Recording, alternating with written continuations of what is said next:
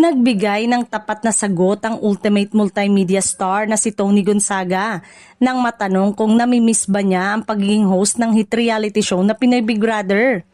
Sa pinakabagong episode ng vlog ni Luis Manzano na Luis Listens, napunta ang usapan sa matagal niyang naging papel bilang isa sa pinakasikat na mukha ng programa. Diretsang tinanong ni Luis si Tony kung ano ang pinaka namimiss niya sa PBB.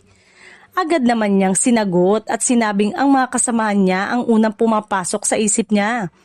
Binanggit niya sina Mariel Rodriguez, Bianca Gonzalez at ang buong production team na matagal niyang nakatrabaho sa loob ng maraming taon. Gayunpaman, nilinaw ni Tony na mahirap sagutin ang tanong kung namimiss ba niya ang show. Inihandilin tulad niya ito sa pagtatanong kung namimiss ba ng isang tao ang kanyang mga ex na nagdulot ng tawanan sa kanilang dalawa ni Luis habang nagpapatuloy ang kanilang kwentuhan. Paliwanag ng aktres at TV host, may mga yugturo sa buhay na dapat tignan bilang mahalagang bahagi ng nakaraan.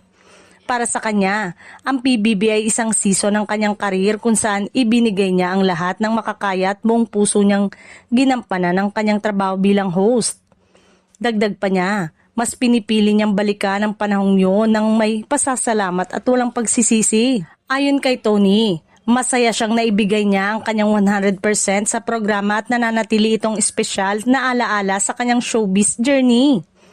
Matatanda ang umalis si Tony sa PBB noong February 2022, kasabay ng kontrobersya kaugnay sa kanyang mga personal na paniniwala at issue sa ABS-CBN.